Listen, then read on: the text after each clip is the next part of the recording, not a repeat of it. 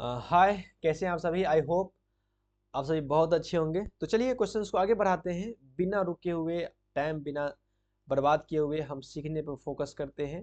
बात करने तो हम आगे बात कर लेंगे, ज़िंदगी में टाइम हमारे पास बहुत है बात करने के लिए। फिलहाल अभी तो हम काम करेंगे क्वेश्चंस को लेकर के, ठीक है ना। इससे पहले आप जानते हैं कि हम बात कर चुके हैं क्वेश्चन नंबर 35 तक हम बात कर चुके हैं। प्ले लिस्ट में आपको वीडियो मिल जाएगा, 7 वीडियो। अभी बात करेंगे क्वेश्चन नंबर 36 से, ठीक है ना। चलिए, क्वेश्चन नंबर 36 बहुत इजी क्वेश्चन है। आप जानते हैं इस क्वेश्चन को, आराम से जानते हैं। स्टेटमेंट 1 और स्टेटमेंट 2 आपके सामने में दिया हुआ है। स्टेटमेंट 1 में कहता है कि कलेक्शन ऑफ लर्नर्स वर्क, जो लर्नर्स हैं, जो विद्यार्थी हैं, जो सीखने वाले हैं, उसके कामों का कलेक्शन, उसके कामों का संग्रह on A variety of task, अलग अलग टास्क, जो अलग अलग वैरायटी ऑफ टास्क है, पढ़ना खेलना कूदना जो भी है, is meant for keeping A record, उनको एक रिकॉर्ड में रखा जाता है ना, ऑफ देयर परफॉर्मेंस, उनके जो परफॉर्मेंस है, जो काम है, जो अलग अलग तरह के टास्क है, जो अलग अलग तरह के वर्क हैं, उन तमाम को एक कलेक्ट करके रखा जाता है। And is known as portfolio, और उसको पोर्टफोलियो कहा जाता है। बिल्कुल सही बात है। पोर्टफोलियो क्या है? पोर्टफोलियो जो है उसमें जो स्टूडेंट है, उस स्टूडेंट्स के अलग अलग जो एक्टिविटीज होती है पूरे साल, उन तमाम तरह की एक्टिविटीज को एक पोर्टफोलियो बनाया जाता है, एक फाइल बनाया जाता है, एक डॉक्यूमेंट बनाया जाता है, और उस डॉक्यूमेंट में बच्चे के तमाम डॉक्यूमेंट्स, फाइल को, एक्टिविटीज को रखा जाता है। वही तो पोर्टफोलियो है। बिल्कुल सही बात है। अच्छा, portfolio is an essential part of learners performance. बिल्कुल, पोर्टफोलियो जो है वो लर्नर्स के परफॉर्मेंस का एक एसेंशियल, एक महत्वपूर्ण हिस्सा है। बिल्कुल सही बात है। स्टेटमेंट 1 और स्टेटमेंट 2 बोथ आर करेक्ट, दोनों स्टेटमेंट सही है, कोई इसमें सवाल नहीं है, कोई जवाब नहीं है, बिल्कुल सही बात है। नेक्स्ट क्वेश्चन, आइए इसको समझते हैं कि बिल्कुल सही बात जो मैंने पहले कहा कि a portfolio is a systematic collection of learners work showcasing their efforts. जो पोर्टफोलियो है वो लर्नर के एक सिस्टमेटिक कलेक्शन है, उसके लर्नर्स के वर्क का एक सिस्टमेटिक कलेक्शन है, जो शोकेसिंग, जो दिखाता है देयर एफर्ट्स, उसके मेहनत को, उसके प्रोग्रेस को, एंड उसके अचीवमेंट्स को ओवर टाइम, वक्त के हिसाब से, मतलब वक्त में। It includes variety of task, उसमें अलग अलग तरह के टास्क होते हैं, सच है जैसे कि एसे हो, प्रोजेक्ट हो, असाइनमेंट्स हो, एंड सेल्फ असेसमेंट हो, जो अलग अलग तरह के जो टास्क है उसमें इंक्लूड होते हैं। तो बिल्कुल स्टेटमेंट 1 बिल्कुल सही था। स्टेटमेंट 2 ने वही बात कहा है कि portfolio is more than just a collection of work. जो कलेक्शन ऑफ वर्क है उससे ज्यादा महत्व, मोर देन, उससे ज्यादा, बहुत इंपॉर्टेंट है उसका। It is tool, a tool है दैट रिफ्लेक्ट करता है लर्नर्स के अंडरस्टैंडिंग को, क्रिएटिविटी को, एबिलिटी को to apply knowledge in various context. If it is often used to in assessment as it. ये जो पोर्टफोलियो है वो लर्नर्स के वर्क का कलेक्शन है, और वो एक टूल है जो रिफ्लेक्ट करता है, जो बताता है लर्नर्स के अंडरस्टैंडिंग, लर्नर कितना सीखा है, उसके अंदर क्या क्रिएटिविटी है, क्या एबिलिटी है, वो नॉलेज को किस तरह से अप्लाई कर रहा है अलग अलग कॉन्टेक्स्ट में। ये एक असेसमेंट की तरह इसको देखा जाता है। बिल्कुल सही बात है। स्टेटमेंट 1 और स्टेटमेंट 2 दोनों स्टेटमेंट जो है बिल्कुल करेक्ट है। क्वेश्चन नंबर 37, आइए क्वेश्चन नंबर 37 कहता है, दो है, एक है एजर्सन, दूसरा है रीजन। एजर्सन में कहता है कि साइकोमोटर डोमेन, अब यहाँ समझ लीजिए, हमने इससे पहले क्वेश्चन आया था उसमें पढ़े थे कॉग्निटिव डोमेन के बारे में, यहाँ आया है साइकोमोटर डोमेन के बारे में। वहां हमने कॉग्निटिव डोमेन को पढ़ लिया था, समझ लिया था कॉग्निटिव डोमेन में कितने ये होते हैं, डोमेन्स होते हैं, सब डोमेन्स होते हैं, वहां हमने समझ लिया था। तो ब्लूम टेक्सोनोमी के एक हिस्सा तो हमने पढ़ लिया। अब यहाँ है साइको डोमेन, साइकोमोटर डोमेन। तो psychomotor domain of a learning help the children acquire skills on certain aspect to create something by their own. बिल्कुल सही बात है। कॉग्निटिव डोमेन में हमने पढ़ा, जो ब्लूम टेक्सोनोमी के जो कॉग्निटिव डोमेन है, जो ब्लूम टेक्सोनोमी के 3 डोमेन है, कॉग्निटिव, साइकोमोटर और इफेक्टिव डोमेन। तो कॉग्निटिव डोमेन में हम चीजों को सीखते हैं, थ्योरेटिकली सीखते हैं, लर्न करते हैं, अंडरस्टैंड करते हैं, अप्लाई करते हैं। अब जब साइकोमोटर डोमेन में आते हैं तो वो स्किल्स को हासिल करता है, जो चीज वहां सीखा है वो स्किल सीख यहाँ हासिल करता है, जो वहाँ समझा है वो यहाँ वो करता है। तो जो साइकोमोटर डोमेन है, लर्निंग हेल्प, ये हेल्प करता है चिल्ड्रेन को, बच्चे को एक्वायर स्किल्स को एक्वायर करने के लिए, on certain aspect to create something, किसी चीज को क्रिएट करने के लिए बाय देयर ओन, खुद से। बिल्कुल सही बात है। जो साइकोमोटर डोमेन है वो लर्नर्स को, बच्चे को हेल्प करता है स्किल्स को एक्वायर करने के लिए और कुछ चीज को क्रिएट करने के लिए, खुद से अपने से क्रिएट करने के लिए। बिल्कुल सही बात। अच्छा, रीजन क्या है? Psychomotor domain of learning, learning का जो साइकोमोटर डोमेन है is a very much linked with cognitive and affective domain. बिल्कुल सही बात है। जो साइकोमोटर डोमेन है वो ब्लूम टेक्सोनोमी के कॉग्निटिव डोमेन से और अफेक्टिव डोमेन से बिल्कुल लिंक्ड है। बिल्कुल, जैसे कि ब्लूम टेक्सोनोमी 3 डोमेन है, एक है कॉग्निटिव, एक है साइकोमोटर, एक है अफेक्टिव डोमेन, ठीक है ना। तो ये जो साइकोमोटर डोमेन है ये इन कॉग्निटिव और अफेक्टिव डोमेन से लिंक है, जुड़ा हुआ है। क्यों? क्योंकि कॉग्निटिव डोमेन में जो हम पढ़ते हैं, जो थ्योरी सीखते हैं, उसको अप्लाई करते हैं साइकोमोटर डोमेन में, और उससे जो हमारा एक पॉजिटिव एटीट्यूड पैदा होता है वो अफेक्टिव डोमेन को अफेक्ट करता है। तो ये समझ गए ना। तो साइकोमोटर डोमेन ऑफ लर्निंग का जो साइकोमोटर डोमेन है इज वेरी मच, बहुत ज्यादा लिंक है with cognitive and affective domain से। एज इट हेल्प्स, ये हेल्प करता है द चिल्ड्रन, बच्चे को, टू अंडरस्टैंड, टू कंसेप्ट को समझने पर हेल्प करता है बच्चे को, and develop a right attitude, और एक राइट रवैया, एक अच्छा, एक पॉजिटिव रवैया पैदा डेवलप करता है बच्चे के अंदर, for working on the concept of developing skill. जो स्किल्स बच्चा सीख रहा है उस स्किल्स के प्रति बच्चे के अंदर एक राइट, एक पॉजिटिव एटीट्यूड जो है वो पैदा करता है। बिल्कुल सही बात, एकदम सही है स्टेटमेंट। स्टेटमेंट 1 और 2 दोनों करेक्ट है, और 2 जो है आर जो है वो एक्सप्लेन भी कर रहा है ए को, तो इसलिए इसका आंसर हो जाएगा फर्स्ट नंबर ए, ठीक है ना। आइए इसको समझ लेते हैं। हमने पिछले क्वेश्चंस में कॉग्निटिव डोमेन को समझ लिया था, यहाँ हम साइकोमोटर डोमेन को समझ लेते हैं। हमने बात किया था कॉग्निटिव डोमेन के 6 सब डोमेन था, उसी तरह साइकोमोटर डोमेन के 5 सब डोमेन है, 5 सब डोमेन। इस बात को आप याद रखिएगा, बस इतना बात को, कि लेवल ऑफ साइकोमोटर डोमेन, जो 5 इसके लेवल्स हैं साइकोमोटर डोमेन के, उसमें पहला है इमिटेशन, दूसरा है मैनिपुलेशन, तीसरा है प्रेसिजन, चौथा है आर्टिकुलेशन, और 5वां है नेचुरलाइजेशन। ये याद रखिएगा। साइकोमोटर डोमेन के जो 5 लेवल हैं उसमें है पहला इमिटेशन, दूसरा मैनिपुलेशन, तीसरा है प्रेसिजन, चौथा है आर्टिकुलेशन, और 5वां है नेचुरलाइजेशन, ठीक ना। आई होप आप समझ गए होंगे। इसमें जो पहले समझ चुके हैं, बता दिया कि साइकोमोटर डोमेन फोकस करता है ऑन फिजिकल स्किल, ये फिजिकल स्किल पर फोकस करता है psychomotor domain, coordination and the ability to use tool और परफॉर्म टास्क इफेक्टिवली। जो जो उस ये जो है एक एबिलिटी, बच्चे के अंदर एबिलिटी डेवलप करता है ताकि वो टूल को अच्छे से इस्तेमाल कर सके और परफॉर्म कर सके टास्क को इफेक्टिवली। साइकोमोटर डोमेन जो है वो बच्चे के अंदर फिजिकल स्किल्स को फोकस करता है, फिजिकल स्किल्स डेवलप करने पर फोकस करता है। साइकोमोटर डोमेन में ही बच्चे के ग्रॉस मोटर स्किल्स और फाइन मोटर स्किल्स डेवलप होते हैं। अब इस बात को आप साइकोलॉजी समझे होंगे तो समझ में आ गया होगा आपको, दोनों डेवलप होते हैं, इसलिए फिजिकल स्किल्स पे फोकस करता है ना। और जो बच्चे को ये सक्षम बनाता है कि वो टूल्स को इस्तेमाल कर सके ताकि वो किसी टास्क को इफेक्टिवली कर सके, ठीक है ना। और ये कॉग्निटिव और इफेक्टिव से बिल्कुल इंटरकनेक्टेड है, लिंक्ड है। कैसे? कॉग्निटिव, इसको लिखने की जरूरत नहीं है, सिर्फ समझ लीजिए, आपको याद करना है ये इसके ये लेवल्स समझ में आपको पता होना चाहिए, और ये थोड़ा सा इसका परिभाषा समझ में आना चाहिए कि साइकोमोटर डोमेन क्या है, किस पे फोकस करता है।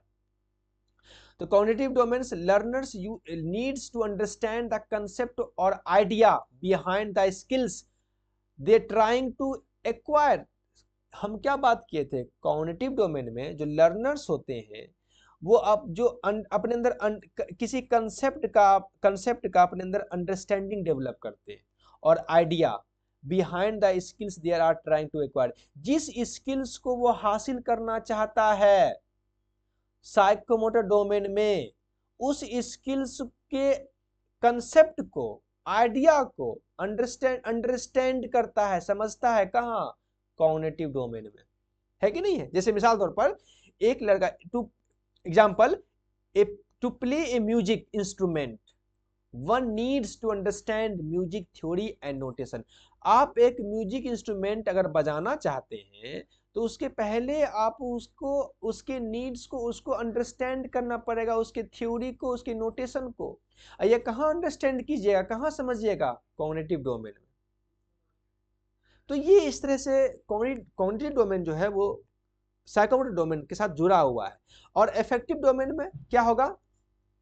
Learners need to develop a positive attitudes, एक पॉजिटिव रवैया उसके अंदर डेवलप होगा जो वो सीख रहा है उसके प्रति, तब जा करके बच्चा सीखने की कोशिश करेगा। तो ये जो है साइकोमोटर डोमेन वो कॉग्निटिव और अफेक्टिव डोमेन से इंटरकनेक्टेड है, ठीक है ना? तो ये छोटा सा बात था, आपको बात यहाँ याद रखना है, इसके लेवल्स को और इसके छोटे से परिभाषा को, ठीक है ना? बात खत्म, यहीं से आपका प्रॉब्लम सॉल्व हो जाएगा। इसका आंसर हो जाएगा आपको यही जो मैंने आपको बता दिया यहाँ, ये इसका आंसर हो जाएगा, ठीक है? आइए क्वेश्चन नंबर देखते हैं 38। कहता है इफ ए फेनोमेना, अब समझिए, कोई फेनोमेना, कोई घटना, चेंज ओवर टाइम, वक्त के हिसाब से कोई घटनाएं जो है वो चेंज हो रही है, कोई फेनोमेना जो है वक्त के हिसाब से बदल रही है, चेंज हो रही है, What kind of research should be undertaken to study? तो उन चीजों को स्टडी करने के लिए किस तरह के रिसर्च का आप इस्तेमाल करेंगे? कोई घटनाएं, कोई फेनोमेना, कोई ऐसी चीजें जो वक्त के हिसाब से बदल रही है, तो उन चीजों को रिसर्च करने के लिए आप कौन से, स्टडी करने के लिए कौन से रिसर्च का इस्तेमाल करेंगे? मिसाल के तौर पर इन्वायरमेंट बदल रहा है वक्त के हिसाब से, तो इन इन्वायरमेंट जो वक्त के हिसाब से बदल रहा है, तो इसको स्टडी करने के लिए किस तरह के रिसर्च का इस्तेमाल करेंगे? इसमें हम इस्तेमाल करते हैं लॉन्गिट्यूडनल रिसर्च, लॉन्गिट्यूडनल रिसर्च का इस्तेमाल करते हैं, क्लियर ना? इसमें इस्तेमाल करते हैं हम लॉन्गिट्यूडनल रिसर्च का इस्तेमाल करते हैं। I hope. अब आइए समझ लेते हैं कि ये लॉन्गिट्यूडनल रिसर्च होता क्या है। तो longitudinal research involves studying the same group of individual और phenomena। कोई सेम ग्रुप है, किसी व्यक्ति का, किसी इंडिविजुअल का, कोई ग्रुप, कोई समाज, कोई सोसाइटी, कुछ भी हो सकता है, कोई देश हो सकता है, या कोई फेनोमेना है, कोई घटनाएं, ओवर एन एक्सटेंडेड पीरियड, जो वक्त के हिसाब से एक्सटेंड हो रहा है, बढ़ रहा है, ऑफन सेवरल मंथ और ईयर्स, यानी कि सालों साल, महीनों महीनों। तो इस तरह की जो घटनाएं होती है जो वक्त के हिसाब से बदलता चला जाता है, चेंज होता चला जाता है, चाहे वो सोसाइटी, समाज, कुछ भी हो, वटेवर जो भी हो, तो इस तरह के रिसर्च, इस तरह की चीजों को स्टडी करने के लिए हम लॉन्गिट्यूडनल रिसर्च का इस्तेमाल करते हैं। This type of research is ideal for examining changes और development over time. This type of research, इस तरह की जो रिसर्च है, is ideal for examining changes over time, over development और time, making it suitable for the studying phenomena that involves transform. उसके बाद आप जानते हैं कि एक्सपेरिमेंट रिसर्च क्या होता है? एक्सपेरिमेंट रिसर्च में दिस इन्वॉल्व्स मैनिपुलेटिंग वेरिएबल्स। आप जानते हैं कि एक्सपेरिमेंटल रिसर्च में हम वेरिएबल्स को मैनिपुलेट करते हैं, याद रखिएगा। क्यों? ताकि आप कॉज एंड इफेक्ट के रिलेशनशिप को देख सकें। Examine cause and effect, cause and effect को एग्जामिन करने के लिए हम वेरिएबल्स को मैनिपुलेट करते हैं। कॉज एंड इफेक्ट के रिलेशनशिप को एग्जामिन करने के लिए वेरिएबल्स को मैनिपुलेट करते हैं एक्सपेरिमेंटल रिसर्च में। बस इतने बात को समझिए, सीधा सीधी। अच्छा, एक्स पोस्ट फैक्टो रिसर्च क्या होता है? X post facto research, this type of research involves examining past event, याद रखिए, और डेटा, याद रखिए। एक्स पोस्ट फैक्टो रिसर्च का इस्तेमाल जो पास्ट इवेंट और डेटा है, जो इवेंट जो पहले हो चुका है उसको एग्जामिन करने के लिए एक्स पोस्ट फैक्टो रिसर्च का इस्तेमाल करते हैं टू आइडेंटिफाई पैटर्न्स और कॉज। पैटर्न्स को आइडेंटिफाई करने के लिए, कोई कॉज को आइडेंटिफाई करने के लिए एक्स पोस्ट फैक्टो का रिसर्च का इस्तेमाल करते हैं, ठीक है ना? उसके बाद इथनोग्राफिकल रिसर्च, इस पर पहले हम बात कर चुके हैं कि इथनोग्राफिकल रिसर्च फोकस करता है on studying cultures and communities in their natural environment. ये पहले बात कर चुके हैं हम कि कोई कल्चर है या कोई कम्युनिटीज हैं, उन कल्चर को, उन कम्युनिटीज को नेचुरल इन्वायरमेंट में, प्राकृतिक पर्यावरण में जो हम रिसर्च करते हैं उसे कहते हैं इथनोग्राफिकल रिसर्च। ठीक है ना। तो इस तरह से ये आप, आई होप आप समझ गए होंगे। इसका आंसर हो जाएगा लॉन्गिट्यूडिनल रिसर्च। समझिएगा, एक्सपेरिमेंटल रिसर्च, क्यों हम एक्सपेरिमेंटल रिसर्च में वेरिएबल्स को मैनिपुलेट करते हैं कॉज एंड इफेक्ट रिलेशनशिप को पता करने के लिए। एक्स पोस्ट फैक्टर रिसर्च में जो पास्ट इवेंट है, जो पास्ट के डेटा है, उसको हम एनालिसिस करते हैं ताकि कोई पैटर्न्स और कोई कॉज को हम समझ सके। और इथनोग्राफिकल रिसर्च में जो कम्युनिटीज होती है, जो कल्चर्स होते हैं, जो आपके जो समाज के जो प्रॉब्लम्स हैं, उसको प्राकृतिक नेचुरल इन्वायरमेंट में रिसर्च करते हैं, इथनोग्राफिकल रिसर्च कहलाता है। आई होप आप बात को समझ गए होंगे। तो इस तरह से इसका आंसर हो जाएगा आपका बी नंबर 39। बहुत आसान क्वेश्चन है, बहुत इजी क्वेश्चन है। मैंने कई बार इससे पहले बात कर चुका हूं इस क्वेश्चन पे। कहता है teaching learning process and learning strategy in adult education should be based on. यहाँ बात क्या है? एडल्ट एजुकेशन यानी कि एडल्ट एजुकेशन बात कर रहा है, तो इसका मतलब ये बात कर रहा है एंड्रागोजी के बारे में, और एंड्रागोजी के बारे में हम पहले बात कर चुके हैं। कहता है कि teaching learning process and learning strategy in adult education. जो एडल्ट एजुकेशन है, उस एडल्ट एजुकेशन में लर्निंग स्ट्रेटजी या teaching learning process should be based on, वो किस पर बेस्ड होता है, किस पर आधारित होता है? वो होता है एक्सपीरियंस बेस्ड लर्निंग पर आधारित, वो होता है सेल्फ डायरेक्टेड लर्निंग पर आधारित, वो होता है रेडीनेस टू लर्न पर आधारित। समझे कि नहीं समझे? देखिए, ये जो बात स्टेटमेंट है वो बात कर रहा है एंड्रागोजी का, और हम सीधे सीधे कह सकते हैं कि एंड्रागोजी जो है, वो जो एंड्रागोजी जो मेथड है वो किस पर आधारित होता है? तो आप जानते हैं कि एंड्रागोजी मेथड जो है वो एक्सपीरियंस बेस्ड लर्निंग पर आधारित होता है, सेल्फ डायरेक्टेड लर्निंग पर आधारित होता है, और रेडीनेस टू लर्न पर आधारित होता है। इसका आंसर हो जाएगा ए बी और C. As per the formal education system, नहीं, फॉर्मल एजुकेशन सिस्टम पर आधारित नहीं होता है, और रिजिड लर्निंग एनवायरनमेंट, बिल्कुल नहीं, रिजिड लर्निंग एनवायरनमेंट पर आधारित नहीं होता है। एंड्रागोजी जो है फ्लेक्सिबल लर्निंग आइडिया है, जिसके बारे में हम पहले बात कर चुके हैं। आइए इसको समझ लेते हैं अच्छे से। दिस स्टेटमेंट, जो स्टेटमेंट पहले दिया हुआ था, this statement talking about principal of andragogy, जो स्टेटमेंट था वो एंड्रागोजी के प्रिंसिपल पर बात कर रहा था। According to the principle of andragogy, जो एंड्रागोजी का जो प्रिंसिपल है, the method and practice of teaching adult learners, adult learners के टीचिंग मेथड्स प्रैक्टिस की बात करता है।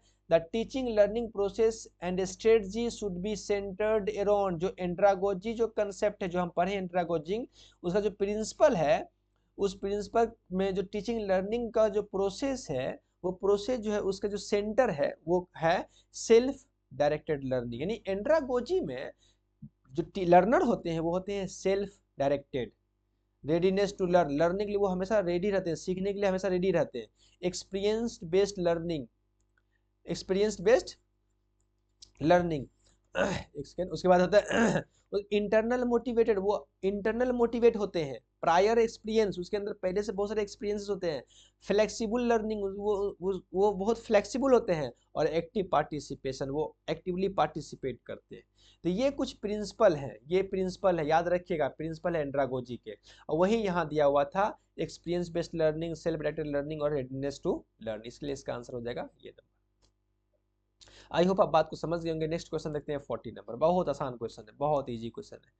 The correct sequence of a stage of curriculum evaluation, curriculum evaluation के जो स्टेज है वो क्या है? करिकुलम एवेल्युएशन के जो स्टेज है वो क्या है? और आपको पता है किस स्टेज के बारे में बात किया है टेलर ने? टेलर्स के जो मॉडल्स हैं वो इसी स्टेज के बारे में बात किया है, और उसमें वो पहले बात करता है गोल स्पेसिफिकेशन। पहले आप अपने गोल को निर्धारित कीजिए, इसलिए मैंने पहले कहा जो टेलर्स का मॉडल है, वो टेलर्स का मॉडल जो है वो गोल ओरिएंटेड मॉडल है, गोल ओरिएंटेड मॉडल है ना। कई बार मैं इस पे बात कर चुका हूं, इसलिए वो पहले बात करता है गोल के बारे में। पहले गोल फिक्स कीजिए और उसी गोल को अचीव करने पर पूरा जोर देता है वो टेलर्स के मॉडल को। तो पहले गोल, उसके बाद फिर प्लान कीजिए। पहले गोल कर लिए फिर प्लान, तो पहले सी होगा तभी हो, यानी इसका आंसर हो जाएगा ये नंबर। पहले गोल सेटिंग कीजिए फर्स्ट नंबर, उसके बाद उसका प्लानिंग कीजिए सेकेंड नंबर, प्लानिंग कर लिए उसके बाद उसको वैलिडेट कीजिए, वैलिडेट थर्ड नंबर। जब वैलिडेट कर लीजिए तब फील्ड को टेस्ट कीजिए किस फील्ड में आप उसको इस्तेमाल करेंगे, और जब ये कर लिए तब उसको रेगुलर मॉनिटर करते रहिए, रेगुलर मॉनिटर करते रहिए। समझे कि नहीं समझे बात को? आइए इस चीज को समझ लेते हैं अच्छे तरीके से, ठीक है ना। जो ये सीक्वेंस, बात समझिएगा प्लीज, सीधा सीधी बात, सीक्वेंस ऑफ करिकुलम इवेल्युएशन, जो करिकुलम इवेल्युएशन का जो सीक्वेंस था, idea proposed by Ralph W Tyler, इसको राल्फ डब्ल्यू टेलर ने इस आइडिया को प्रपोज किया। कौन से आइडिया को? करिकुलम इवेल्युएशन के आइडिया को।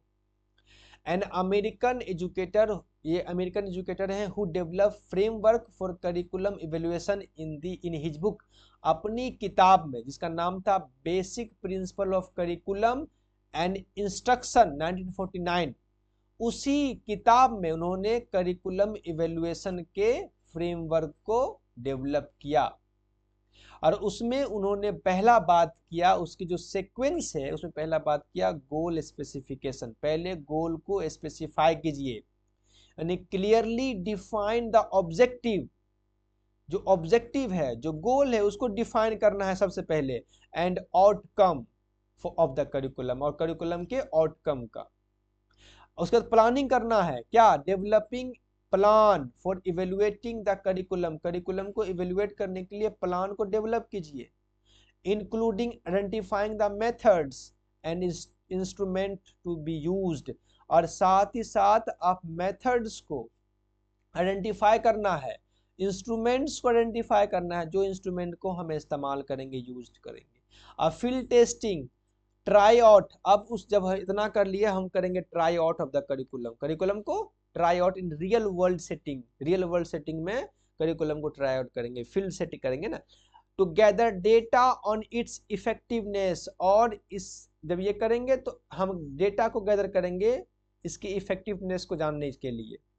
उसके बाद वैलिडेट करेंगे, चेकिंग द वैलिडिटी, हम उसके वैलिडिटी, करिकुलम के वैलिडिटी को चेक करेंगे of the evaluation result to ensure the accurately reflect the curriculum effectiveness, उसकी वैलिडिटी को हम चेक करेंगे कि करिकुलम कितना वैलिड हुआ। जब उसको हम अप्लाई किए, फील्ड टेस्ट किए, जब उसको हम ट्राई आउट किए तो वो कितना वैलिडेट हुआ, कितना इफेक्ट हुआ, उसकी रिजल्ट को हम इवेल्युएट करेंगे। और ये इंश्योर करेंगे accurately reflect the curriculum effectiveness, क्या वो करिकुलम वास्तव में इफेक्टिव है कि नहीं है।